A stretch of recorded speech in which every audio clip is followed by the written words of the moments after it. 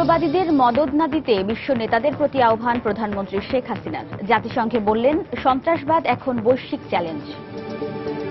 সন্ত্রাসী ও উগ্রবাদীদের অর্থ ও অস্ত্রশস্ত্রের যোগান বন্ধ এবং তাদের প্রতি নৈতিক ও বৈষয়িক সমর্থন না দেওয়ার জন্য বিশ্ব সম্প্রদায়কে আহ্বান জানাচ্ছি। বরিশালে বানারীপাড়ার সন্ধ্যা নদীতে ট্রলারডুবির ঘটনায় আরও 4 শিশুর লাশ উদ্ধার। এ নিয়ে মৃতের সংখ্যা 18। বেশ কয়েকজন এখনও নিখোঁজ। রাজধানীর পোস্তায় গ্যাসের চুলার আগুনে পুড়ে গেছে 2 শিশুসহ বাবা মা। গুরুতর দগ্ধ অবস্থায় বার্ন ইউনিটে ভর্তি। 3 জনের অবস্থা আশঙ্কাজনক। টাম্পাকো ফয়েল কারখানার আগুনে দগ্ধদের অনেকেই মানসিকভাবে বিপর্যস্ত। আতঙ্ক আর অনিশ্চয়তায় দিন কাটছে হাসপাতালের বিছানায়। স্বাভাবিক হতে সময় লাগবে বলছেন চিকিৎসক। এবং থমকে গেছে রাজধানীর অন্যতম পাইকারি বাজার কারওয়ান বাজার থেকে মহাখালীতে স্থানান্তর প্রক্রিয়া। ব্যবসায়ীদের বিরুদ্ধে অসহযোগিতার অভিযোগ।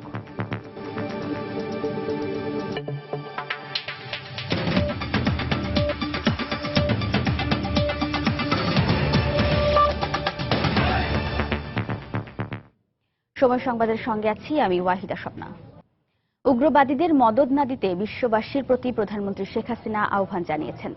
জাতিসংঘের ৭১তম অধিবেশনের সাধারণ পরিষদে দেয়া ভাষণে প্রধানমন্ত্রী সন্ত্রাস ও জঙ্গিবাদের বিরুদ্ধে বাংলাদেশের অবস্থান তুলে ধরেন।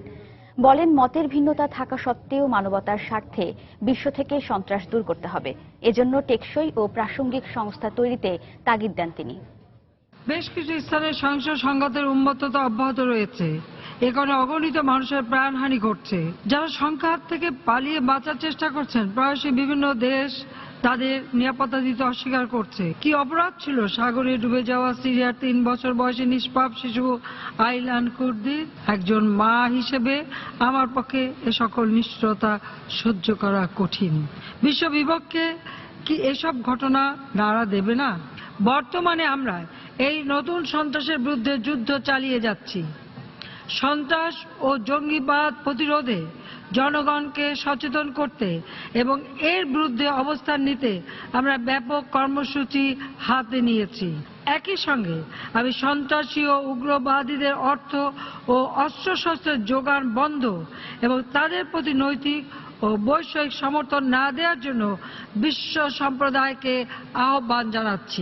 শান্তি রক্ষা ও শান্তি প্রতিষ্ঠায় আমাদের অবদান অব্যাহত থাকবে।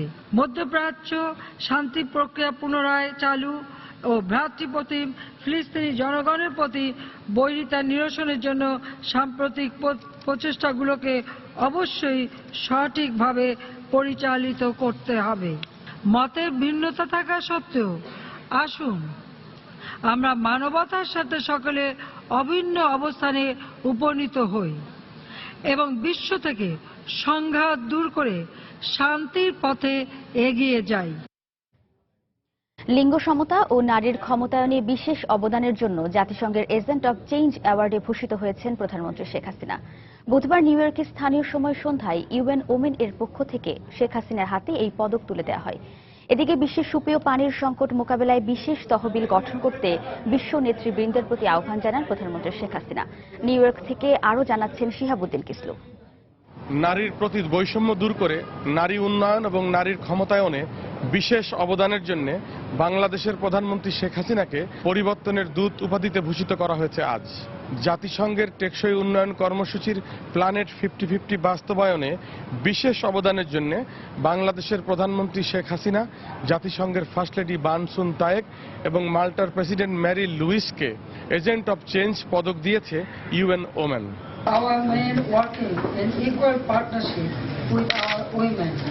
I dedicated this award to the people of Bangladesh for having faith in my vision for change. এদিকে জাতিসংঘের উচ্চ পর্যায়ের পানি বিষয়ক একটি প্যানেলে বাংলাদেশের প্রধানমন্ত্রী শেখ হাসিনা বিশ্বের পানি সংকট মোকাবেলায় পানি তহবিল গঠন এবং পানি আন্দোলনের ডাক দিয়েছেন। Implementation of these plans to ensure water governance fully depends on shared capacity, partnership and empathy across our society.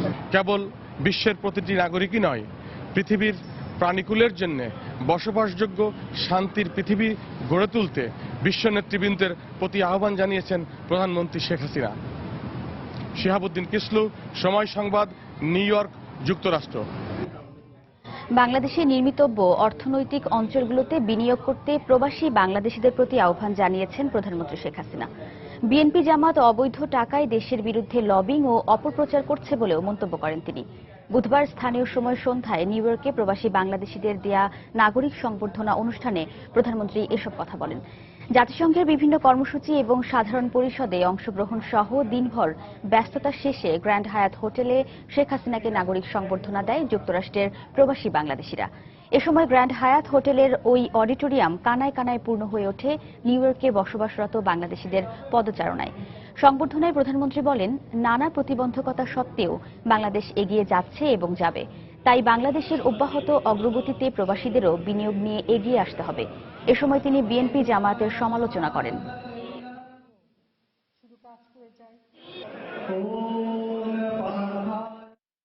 আমাদের সরকারের যত ভালো কাজই করি সেটাকে উল্টোভাবে দেখানো, মিথ্যা অপপ্রচার চালানো, এবং তাদের কিছু দোষরও আছে। আপনারা যারা বিদেশে থাকেন, আপনাদের কাছে একটা অনুরোধ, বাংলাদেশের মানুষের যে আর্থসামাজিকভাবে আজকে যে মানুষ উন্নত জীবন যাপন করে, বাংলাদেশের মানুষ যে আজকে কথা বলতে পারে, এই বিষয়গুলো অবশ্যই দয়া করে আপনারা তাদের সামনে তুলে ধরবেন, যাতে ওদের অপপ্রচারে এরা কান না দেয়। তারা এখানে সেখানে কেঁদে বেড়াচ্ছে, তাদের নাকি কোনো স্পেস দেওয়া হচ্ছে না। আওয়ামী লীগের সাধারণ সম্পাদক সৈয়দ আশরাফুল ইসলাম বলেছেন, প্ল্যানেট 50-50 চ্যাম্পিয়ন ও এজেন্ট অব চেঞ্জ পদকে ভূষিত হওয়ার মাধ্যমে প্রধানমন্ত্রী শেখ হাসিনার যোগ্যতা ও সর্বোচ্চতাই প্রমাণিত হয়েছে। দুপুরে রাজধানীর ধানমন্ডিতে আওয়ামী লীগ সভাপতির কার্যালয়ে তিনি একথা বলেন। এ সময় তিনি আরো বলেন, বিশ্ব নেতারা যেমন শেখ হাসিনাকে সম্মান করেন, তেমনি বাংলাদেশের মানুষও তার মতো নেতা পেয়ে গর্ববোধ করে। নারীর ক্ষমতায় অবদানের জন্য শেখ হাসিনা বুধবার জাতিসংঘের প্ল্যানেট 50-50 চ্যাম্পিয়ন এবং এজেন্ট অব চেঞ্জ অ্যাওয়ার্ড গ্রহণ করেছেন। প্রধানমন্ত্রীর যে উচ্চতা কত উচ্চেন সেটাই আপনার এটা প্রমাণিত করে। আমাদের মতো দেশের মুখপত্র ছিল না, এই জননেত্রী শেখ হাসিনাই আমাদের মতো দেশগুলির একটা শক্তিশালী এবং প্রতিনিধি হিসাবে তিনি কাজ করেন জাতিসংঘে এবং অন্যান্য বিশ্ব সভায়। সেটার জন্য আমাদের দেশের মতো সবাই কিন্তু জননেত্রী শেখ হাসিনার ক্ষেত্রে কৃতজ্ঞ। আমরা শেখ হাসিনার দীর্ঘায়ু কামনা করি। উনি যদি দেশকে আরো 10টা বছর সেবা দিতে পারেন, এই বাংলাদেশ বৌদ্ধয়ের না উন্নত দেশের পরিবর্তন করবে। অবশেষে বরিশালের সন্ধ্যা নদীতে ট্রলারডুবির ঘটনায় 4টি শিশুর লাশ উদ্ধার করেছে ডুবুরিরা। এ নিয়ে ট্রলারডুবির ঘটনায় মৃতের সংখ্যা বেড়ে দাঁড়ালো 18-তে। এদিকে ডুবে যাওয়ার 21 ঘণ্টা পর উদ্ধার করা হলো ট্রলার ঐশীকে। সকালে নৌবাহিনীর ডুবুরি দল ও বিআইডব্লিউটি এর উদ্ধারকারী জাহাজ নির্ভীকের তৎপরতায় ট্রলারটিকে উদ্ধার করা হয়। বেশ কয়েকজন যাত্রী নিখোঁজ রয়েছেন বলে দাবি করেছেন স্বজনেরা। এদিকে এ ঘটনায় গঠিত 9 সদস্যের তদন্ত কমিটিকে 7 দিনের মধ্যে প্রতিবেদন জমা দিতে বলা হয়েছে। এর আগে বুধবার সকালে 50 জন যাত্রী নিয়ে বানারীপাড়া থেকে উজিরপুর রওনা হয় ট্রলার ঐশী।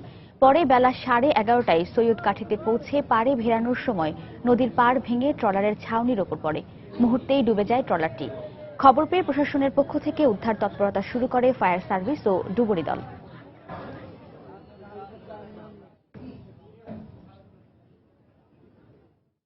এই মুহূর্তে ঘটনাস্থলে রয়েছেন সহকর্মী ফিরদাউস সোহাগ। সবশেষ খবর জানবো তার কাছ থেকে। সোহাগ। ধন্যবাদ স্বপ্না। উদ্ধারকারী নৌযানটি উদ্ধার অভিযান শেষ করে নির্ভীক কিন্তু বরিশালের যে দুর্ঘটনাস্থল থেকে সেটি সেই জায়গাটি ত্যাগ করেছে এবং সেটি বরিশালের দিকে রওনা হয়ে চলে গেছে। আমরা যেটা কথা বলে জানতে পেরেছি যে তারা দুর্ঘটনাস্থলটি ত্যাগ করার কারণ হচ্ছে যে উদ্ধারকারী নৌযানটি যখনই উদ্ধার কার্যক্রম শেষ করলো, যে নৌযানটি ডুবে গিয়েছিল ঐশী, সেটিকে উদ্ধার করার পরপরই তারা সিদ্ধান্ত নেয় যে তারা বরিশাল এর উদ্দেশ্যে রওনা করবে। একটা জিনিস জানিয়ে রাখি যে উদ্ধার কার্যক্রমটি শেষ হবার পরেও কিন্তু এখন পর্যন্ত এই দুর্ঘটনাস্থলে বেশ কিছু মানুষের সাথে আমরা কথা বলেছি, যারা আমাদেরকে জানিয়েছেন যে তাদের এখনো বেশ কিছু স্বজন নিখোঁজ রয়েছে। যেমন একটা হিসাব যদি জানাই, যে গতকালকে বরিশালের বানারীপালা পুলিশ প্রশাসনের পক্ষ থেকে আমাদেরকে জানানো হয়েছিল যে তাদের কাছে 28টি নিখোঁজের তালিকা লিপিবদ্ধ করা হয়েছে। তো আজকে পর্যন্ত 17-18টি লঞ্চ, টোটাল 17-18টি লাশ টোটাল উদ্ধার হয়েছে। সেই হিসাব অনুযায়ী 10 থেকে 11টি লাশ এখনো নিখোঁজ অবস্থায় রয়েছে। এই অবস্থায় কিন্তু যারা নিখোঁজ রয়েছেন তাদের স্বজনরা কিন্তু এই সন্ধ্যা নদীর পাড়ে কিন্তু ভিড় করেছেন এবং তারা কিন্তু একটা কথা জানিয়েছেন যে তারা খুঁজে বেড়াচ্ছেন এবং তারা খুঁজে পেতে চান। সরকার এবং সংশ্লিষ্ট প্রশাসন ও কর্তৃপক্ষের কাছে তারা বিনীত অনুরোধ করেছেন তাদের স্বজনদের খুঁজে বের করার জন্য তারা যেন চেষ্টা চালান। এছাড়া তারা নিজেরাও কিন্তু ট্রলারের সাহায্যে কিন্তু বিভিন্ন জায়গায় নদীর যেসব স্থলে সম্ভাব্য যেসব জায়গা রয়েছে 2-4 কিলোমিটারের বিভিন্ন জায়গা পর্যন্ত কিন্তু তারা খুঁজে বেড়াচ্ছেন এবং আমাদেরকে তারা জানিয়েছেন যে যতক্ষণ না পর্যন্ত এই লাশগুলো তারা খুঁজে না পান ততক্ষণ পর্যন্ত কিন্তু স্বজনরাও উদ্ধার অভিযান অব্যাহত রাখবেন। তবে বরিশালের অতিরিক্ত জেলা ম্যাজিস্ট্রেট তিনি আমাদেরকে জানিয়েছেন, জনাব জাকির হোসেন, যে আসলে উদ্ধার তৎপরতা উদ্ধারকারী নৌযানের শেষ হওয়ার কারণে সেটিকে শেষ করা হয়েছে, কিন্তু নৌযানটি উদ্ধার করার পর উদ্ধারকারী নৌযানের কার্যক্রম শেষ হয়েছে, কিন্তু তারা আমাদেরকে জানিয়েছেন যতক্ষণ না বাকি স্বজনদের খুঁজে পাওয়া যায় তারা কিন্তু তাদের কার্যক্রম চালিয়ে যাবেন। তো এই ছিল মোটামুটি আমার কাছে এখানকার উদ্ধার অভিযানের সর্বশেষ। স্বপ্না। দর্শক, বরিশালের বানারীপাড়ায় ডুবে যাওয়া ট্রলারটি উদ্ধার করার পর প্রশাসনিকভাবে উদ্ধার তৎপরতা বন্ধের ঘোষণা দিয়েছে। এরপরেও নিখোঁজ দাবি করে স্বজনরা নদী পাড়ে ভিড় করেছেন। সেখান থেকে সবশেষ জানাচ্ছিলেন আমাদের সহকর্মী ফিরদাউস সোহাগ। সময় সংবাদে আরও থাকছে। পদ্মার ভাঙনে সর্বশান্ত চাঁপাইনবাবগঞ্জের অর্ধশত পরিবার এখন দিন কাটাচ্ছেন সীমান্তের নোম্যান্স ল্যান্ডে। পৌঁছায়নি কোনো সহযোগিতা। এবং কুড়িগ্রামের রৌমারীতে দম্পতি খুনের 3 দিনেও শনাক্ত হয়নি অপরাধী। উত্ত্যক্তকারী বখাটেরাই হত্যাকারী বলছে স্বজনরা। মামলা থেকে মূল সন্দেহভাজনের নাম বাদ দেওয়ার অভিযোগ।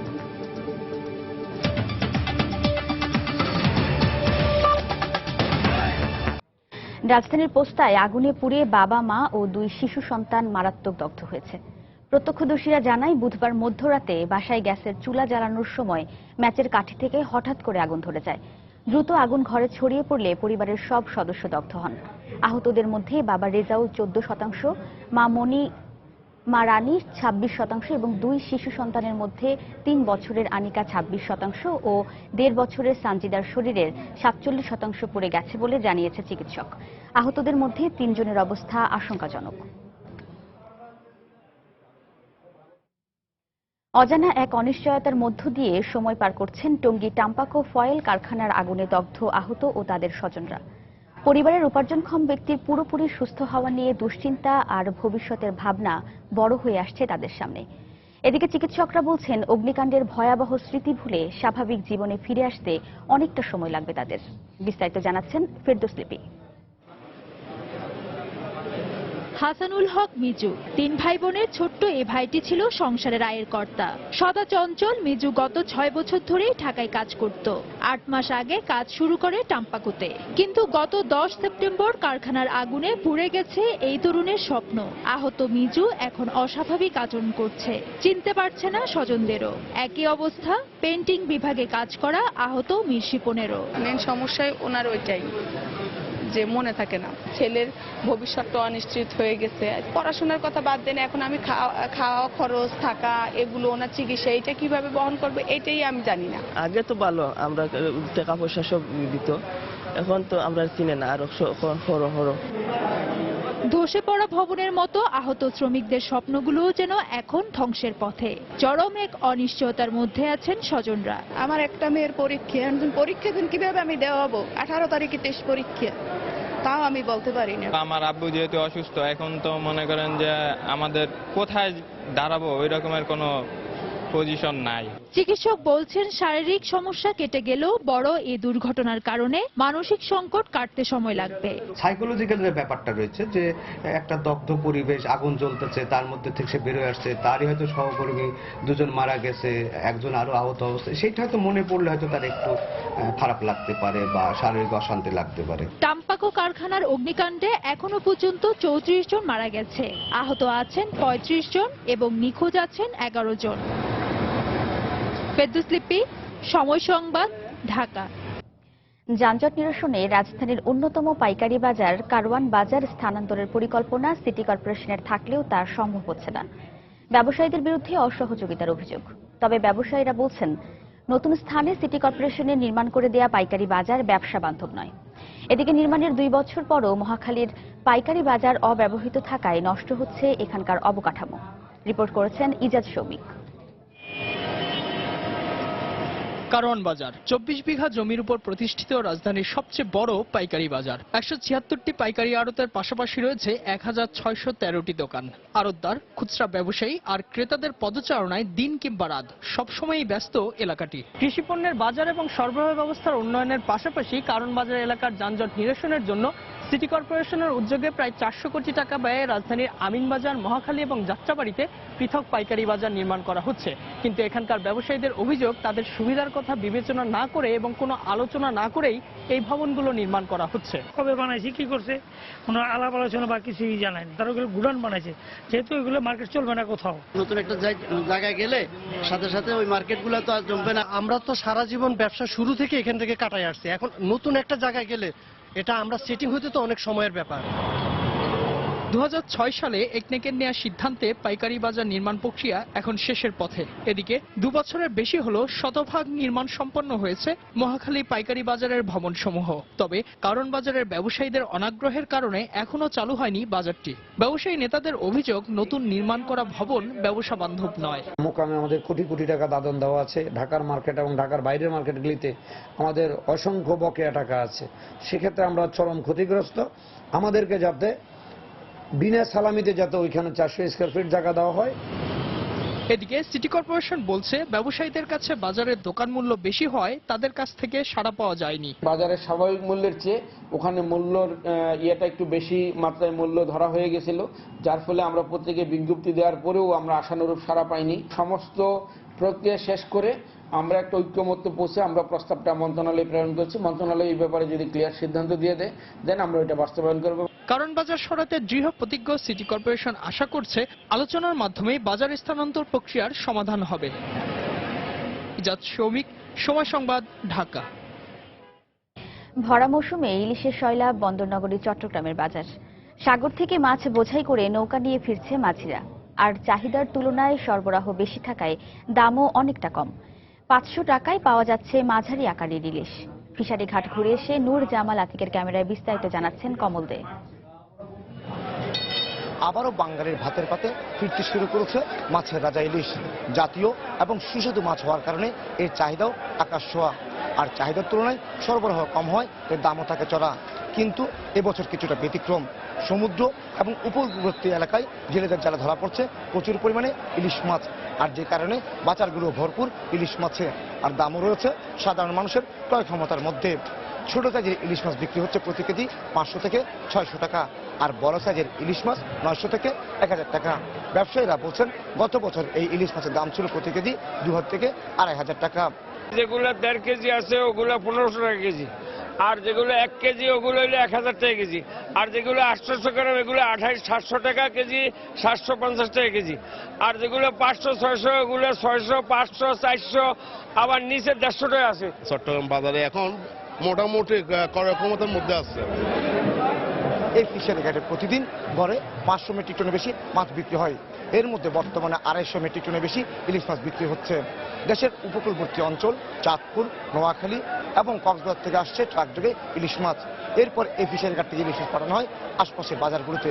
তবে ব্যবসায়ীরা অভিযোগ করছেন, কিছু কিছু মাছ কোল্ড স্টোরেজে চলে যাওয়ায় দাম কমছে না। যদি কোল্ড স্টোরেজে না যেত তাহলে মাছের দাম আরো কমে আসতো। ফ্যাক্টরিতে স্টকে রাখতেছে, তার জন্য কিছু দাম বাড়তেছে। যদি স্টক না হয়তো তাহলে আরো মাছের দাম কিছু কমতো।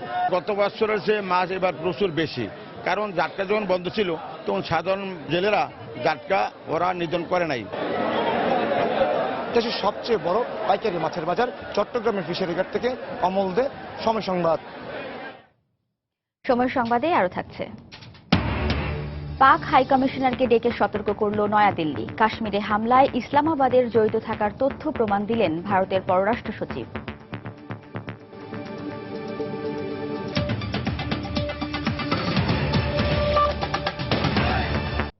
সড়ক পরিবহন ও সেতুমন্ত্রী ওবায়দুল কাদের বলেছেন, পরিবার প্রতি ব্যক্তিগত গাড়ি সীমিত করার বিশেষ উদ্যোগ নেবে সরকার। বিশ্ব ব্যক্তিগত গাড়িমুক্ত দিবস উপলক্ষে এক আলোচনা সভায় তিনি একথা বলেন। সকালে রাজধানীর মানিক মিয়া অ্যাভিনিউতে এ অনুষ্ঠানের আয়োজন করা হয়।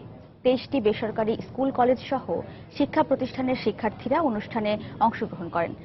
আলোচনা সভায় বিশেষ অতিথির বক্তব্যে ঢাকা উত্তর সিটির মেয়র আনিসুল হক বলেন, মার্চ থেকে ঢাকা উত্তর সিটির মিরপুর ও বনানী এলাকায় সপ্তাহে একদিন ব্যক্তিগত গাড়িমুক্ত রাখা হবে। ব্যক্তিগত গাড়ি সীমিতকরণের বিষয়টি মন্ত্রী পরিষদে তোলা হবে বলে জানান সড়ক পরিবহন মন্ত্রী।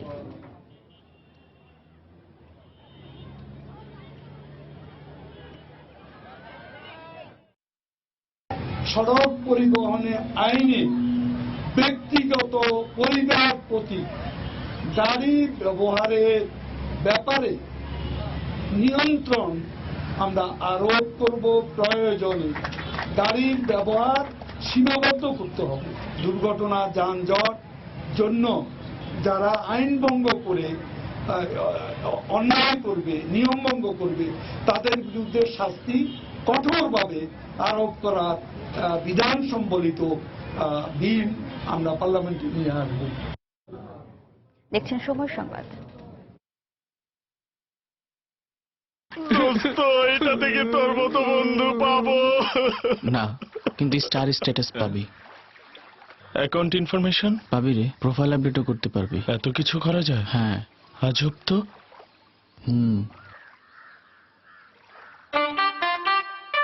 প্রয়োজন যাই হোক, মাই জিপিএতে সবই পারবেন। আর ডাউনলোডে 50 MB ইন্টারনেট একদম ফ্রি। গ্রামীণ ফোন। কুড়িগ্রামের রৌমারীতে গোলাম হোসেন শিল্পী খাতুন দম্পতি হত্যাকাণ্ডের 3 দিন পার হলেও হত্যাকারীকে এখনও শনাক্ত করতে পারেনি পুলিশ। তবে শিল্পী খাতুনকে উত্ত্যক্তকারী বখাটেরা এই খুনের ঘটনা ঘটিয়েছে বলে দাবি স্বজনদের। আর এই ঘটনায় মামলা হলেও কৌশলে মূল সন্দেহভাজনের নাম বাদ দেওয়া হয়েছে বলেও অভিযোগ করেন মামলার বাদী। মমিনুল ইসলাম মঞ্জুর তথ্য ও বেলাল হোসেনের ছবি নিয়ে ডেস্ক রিপোর্ট। কোনো সান্ত্বনায় থামাতে পারছে না গোলাম হোসেনের মা বাহাতুন বেওয়া ও শিল্পী খাতুনের মা মিলন মালার কান্না। প্রিয় সন্তান হারানোর শোকে বারবার মূর্ছা যাচ্ছেন তারা। মঙ্গলবার বিকেলে সদর হাসপাতালে ময়না তদন্ত শেষে পারিবারিক কবরস্থানে দাফন করা হয়। শিল্পীর চেহারা ভালো ছিল, শিল্পীরা খুবই জ্বালাইছে। নিহত গোলাম হোসেন পাবনায় তাঁত শ্রমিকের কাজ করতেন। স্বামী বাড়িতে না থাকার সুযোগে শিল্পী খাতুনকে স্থানীয় বখাটে কামরুল, সানাউল্লাহ, আব্দুল আওয়াল, মাজম আলী ও শামসুল হক প্রায়ই উত্ত্যক্ত করত বলে অভিযোগ করেন স্বজনরা। রাস্তায় অনেক টানাটানি করতো। চেয়ারম্যানরে আমি বললাম যে চাচা, আমার মেয়ের সঠিক বিচার আমি পাইলাম না। আমারে কয়, তোমার কোনো ওখানে কথা নাই, তুমি যাও। গোলাম হোসেন শিল্পী খাতুন দম্পতি হত্যাকাণ্ডের ঘটনায় 5 জনকে আসামি করে মামলা দায়ের করলে সাবেক চেয়ারম্যানের ছেলে কামরুল হাসানের নাম বাদ দেওয়া হয় বলে অভিযোগ করেন মামলার বাদী। চেয়ারম্যান বলল যে আমার ছেলের নামও দিলাম, আপনার ছেলে তো ঘটনাতে জড়িত ছিল। পরে ওইটা আমারটা না দিয়া ওনারা যে লিখছে ওইটাই দিয়েছে, আমার লিস্টটা দেয়নি। পুলিশ জানিয়েছে আসামিদের শনাক্ত করে শিগগিরই গ্রেপ্তার করা হবে। তদন্ত কার্যক্রম পরিচালনা করছি, আশা করি দ্রুতই আসামি এর সঙ্গে ধৃত হবে। এই ঘটনায় যারাই জড়িত থাকুক না কেন আমরা তাদেরকে আইনের আওতায় নিয়ে আসবো, কেউ বাদ যাবে। গত 18 সেপ্টেম্বর রাতে বাইটকামারি গ্রামের নিজ বাড়িতে খুন হন গোলাম হোসেন শিল্পী খাতুন দম্পতি। সময় সংবাদ, কুড়িগ্রাম। দেশের বাইরের খবর। ভারত নিয়ন্ত্রিত কাশ্মীরের উরির সেনাঘাঁটিতে হামলায় জড়িত থাকার অভিযোগ অস্বীকার করার একদিন পর পাকিস্তানের হাই কমিশনারকে ডেকে তার হাতে তথ্য প্রমাণ তুলে দিয়েছে নয়াদিল্লি। বুধবার ভারতের পররাষ্ট্র সচিব সুব্রামানিয়াম জয়শঙ্কর পাকিস্তানের হাই কমিশনার আব্দুল বাসিতকে ডেকে হামলাকারীদের ব্যবহৃত জিপিএস যন্ত্রের তথ্য, পোশাকে পাকিস্তানের চিহ্ন সহ বিভিন্ন প্রমাণ তুলে দেন। জঙ্গিদের পাকিস্তানের ভূখণ্ড ব্যবহার করতে দেয়া হবে না বলে 2004 সালে ভারতকে দেয়া পাকিস্তানের প্রতিশ্রুতির কথা পাক হাই কমিশনারকে স্মরণ করিয়ে দেন ভারতীয় পররাষ্ট্র সচিব। পররাষ্ট্র মন্ত্রণালয়ের মুখপাত্র বিকাশ স্বরূপ জানান, এমন হামলার পরিণতি ভালো হবে না বলে এ সময় পাকিস্তানকে সতর্ক করা হয়। এর আগেও বেশ কয়েকটি হামলার ঘটনায় পাকিস্তানি জঙ্গিদের জড়িত থাকার প্রমাণ দেশটির সরকারের কাছে তুলে ধরেছিল ভারত।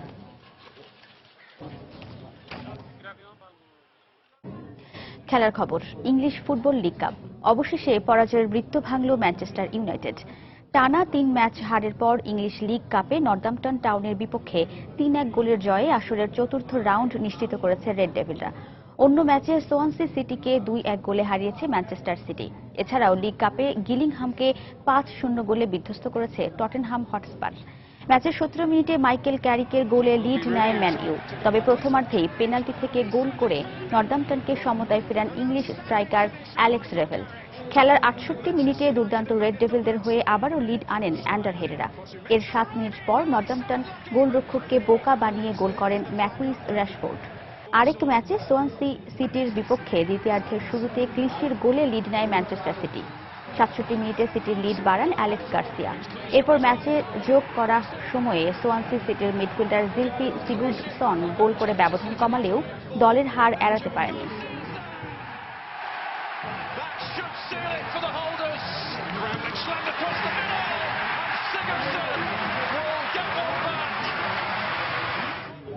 এ পর্যায়ে শীর্ষ সংবাদ জানিয়ে দিচ্ছি আরেকবার।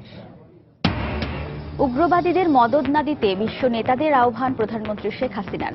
জাতিসংঘে বললেন, সন্ত্রাসবাদ এখন বৈশ্বিক চ্যালেঞ্জ। তাদের প্রতি নৈতিক ও বৈষয়িক সমর্থন না দেওয়ার জন্য বিশ্ব সম্প্রদায়কে আহ্বান জানাচ্ছি।